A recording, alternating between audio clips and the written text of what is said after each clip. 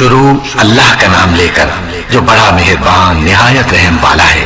الف لام میم، یہ کتاب یعنی قرآن مجید، اس میں کچھ شک نہیں کہ اللہ کا کلام ہے، پرہیزگاروں کے لیے رہنما ہے جو غیب پر ایمان لاتے اور آداب کے ساتھ نماز پڑھتے اور جو کچھ ہم نے ان کو عطا فرمایا ہے اس میں سے خرچ کرتے ہیں۔ اور جو کتاب اے پیغمبر تم پر نازل ہوئی اور جو کتابیں تم سے پہلے پیغمبروں پر نازل ہوئی سب پر ایمان لاتے اور آخرت کا یقین رکھتے ہیں۔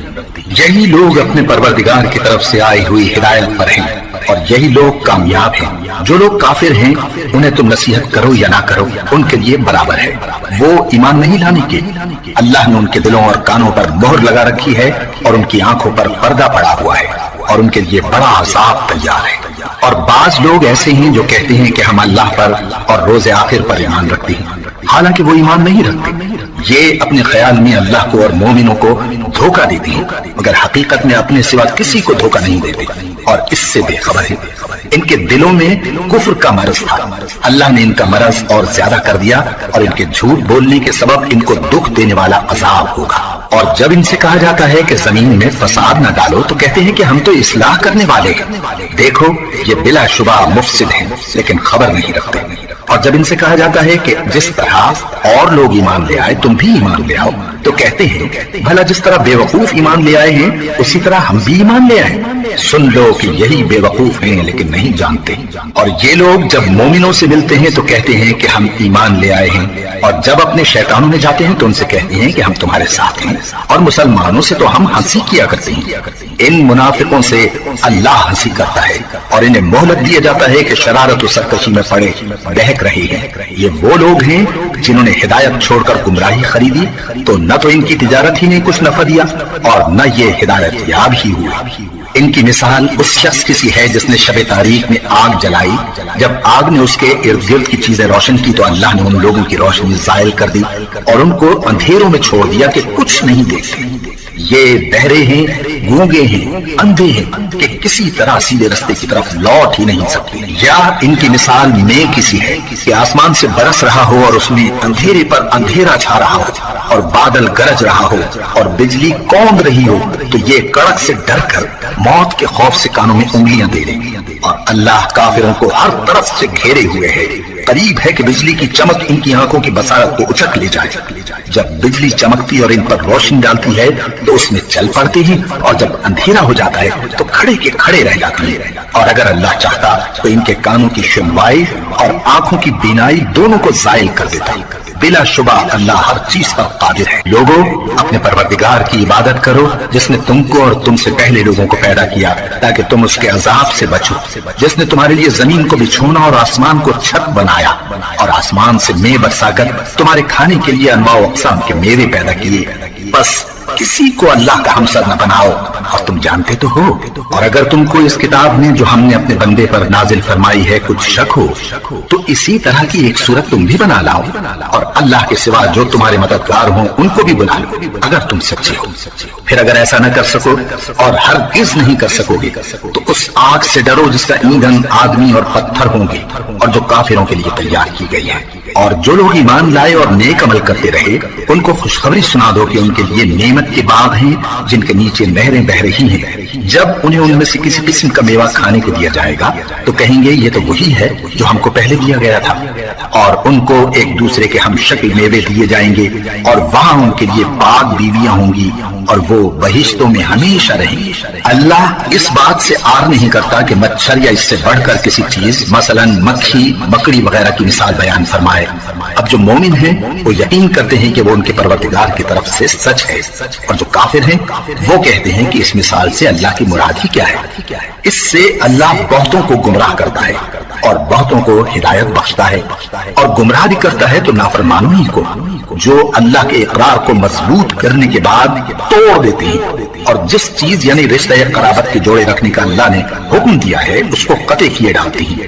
اور زمین میں خرابی کرتے ہیں، یہی لوگ نقصان اٹھانے والے ہیں۔ کافروں، تم اللہ سے کیوں کر منکر ہو سکتے ہو؟ جس حال میں کہ تم بے جان تھے تو اس نے تم کو جان بخشی، پھر وہی تم کو مارتا ہے، پھر وہی تم کو زندہ کرے گا، پھر تم اسی کی طرف لوٹائے جاؤ گے۔ وہی تو ہے جس نے سب چیزیں جو زمین میں ہیں تمہارے لیے پیدا کی، پھر آسمانوں کی طرف متوجہ ہوا تو ان کو ٹھیک ٹھیک 7 آسمان بنا دیا، اور وہ ہر چیز سے خبردار ہے۔ اور وہ وقت یاد کرنے کے قابل ہے جب تمہارے پروردگار نے فرشتوں سے فرمایا کہ میں زمین میں اپنا نائب بنانے والا ہوں۔ انہوں نے کہا، کیا تو اس میں ایسے شخص کو نائب بنانا چاہتا ہے جو خرابیاں کرے اور کچھ تو خون کرتا پھرے؟ اور ہم تیری تعریف کے ساتھ تسبیح و تقدیس کرتے رہتے ہیں۔ فرمایا، میں وہ باتیں جانتا ہوں جو تم نہیں جانتے۔ اور اس نے آدم کو سب چیزوں کے نام سکھائے، پھر ان کو فرشتوں کے سامنے کیا اور فرمایا کہ اگر سچے ہو تو مجھے ان کے نام بتاؤ۔ انہوں نے کہا، تو پاک ہے، جتنا علم تو نے ہمیں بخشا ہے اس کے سوا ہمیں کچھ معلوم نہیں، بے شک تو دانا ہے، حکمت والا ہے۔ تب اللہ نے آدم کو حکم دیا کہ آدم، تم ان کو ان چیزوں کے نام بتاؤ۔ سو جب انہوں نے ان کو ان کے نام بتائے تو فرشتوں سے فرمایا، کیا میں نے تم سے نہیں کہا تھا کہ میں آسمانوں اور زمین کی سب پوشیدہ باتیں جانتا ہوں، اور جو تم ظاہر کرتے ہو اور جو پوشیدہ کرتے ہو سب مجھ کو معلوم ہے۔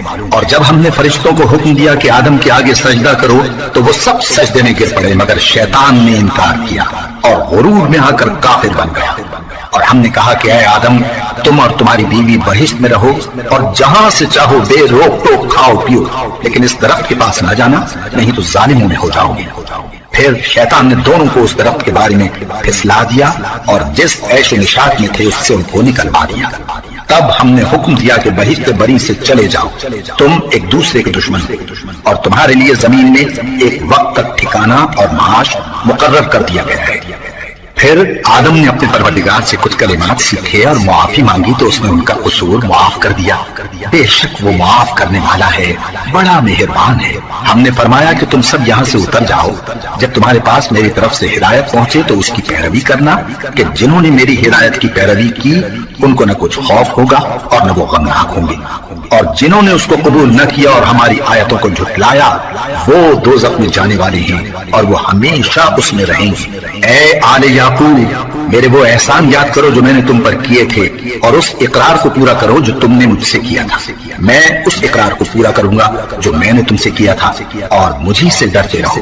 اور جو کتاب میں نے اپنے رسول محمد صلی اللہ علیہ وآلہ وسلم پر نازل کی ہے، جو تمہاری کتاب یعنی تورات کو سچا کہتی ہے، اس پر ایمان لاؤ اور اس سے منکر اول نہ بنو، اور میری آیتوں میں تحریف کر کے ان کے بدلے تھوڑی سی قیمت یعنی دنیاوی منفعت نہ حاصل کرو، اور مجھی سے خوف رکھو، اور حق کو باطل کے ساتھ نہ ملاؤ، اور سچی بات کو جان بوجھ کر نہ چھپاؤ، اور نماز پڑھا کرو اور زکات دیا کرو، اور اللہ کے آگے جھکنے والوں کے ساتھ جھکا کرو۔ یہ کیا عقل کی بات ہے کہ تم لوگوں کو نیکی کرنے کو کہتے ہو اور اپنے تئیں فراموش کیے دیتے ہو، حالانکہ تم اللہ کی کتاب بھی پڑھتے ہو؟ کیا تم سمجھتے نہیں؟ اور رنج و تکلیف میں صبر اور نماز سے مدد لیا کرو، اور بے شک نماز گراں ہے مگر ان لوگوں پر گراں نہیں جو عجز کرنے والے ہیں، جو یقین کیے ہوئے ہیں کہ وہ اپنے پروردگار سے ملنے والے ہیں اور اس کی طرف لوٹ کر جانے والے ہیں۔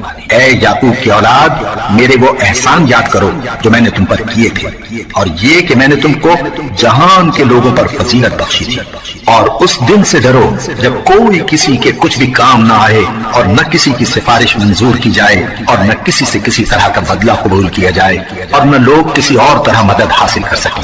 اور ہمارے ان احسانات کو یاد کرو جب ہم نے تم کو قوم فرعون سے نجات بخشی، وہ لوگ تم کو بڑا دکھ دیتے تھے، تمہارے بیٹوں کو تو قتل کر ڈالتے تھے اور بیٹیوں کو زندہ رہنے دیتے تھے، اور اس میں تمہارے پروردگار کی طرف سے بڑی سخت آزمائش تھی۔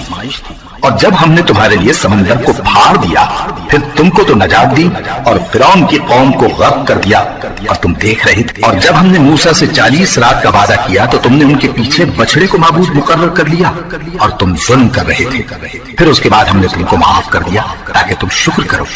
اور جب ہم نے موسیٰ کو کتاب اور معجزے عنایت کیے تاکہ تم ہدایت حاصل کرو، اور جب موسیٰ نے اپنی قوم کے لوگوں سے کہا کہ بھائیو، تم نے بچڑے کو معبود ٹھہرانے میں اپنی جانوں پر ظلم کیا ہے، تو اپنے پیدا کرنے والے کے آگے توبہ کرو، پھر اپنوں کو قتل کرو، تمہارے خالق کے نزدیک تمہارے حق میں یہی بہتر ہے۔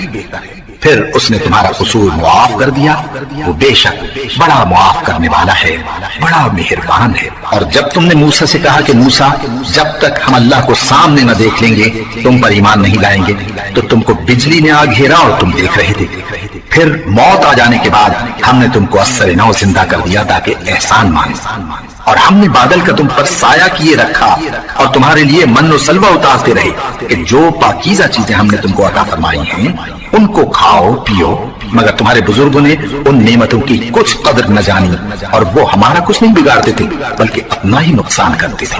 اور جب ہم نے ان سے کہا کہ اس گاؤں میں داخل ہو جاؤ اور اس میں جہاں سے چاہو خوب کھاؤ پیو، اور دیکھنا دروازے میں داخل ہونا سجدہ کرتے ہوئے اور حطۃ کہنا، ہم تمہارے گناہ معاف کر دیں گے اور نیکی کرنے والوں کو اور زیادہ دیں گے۔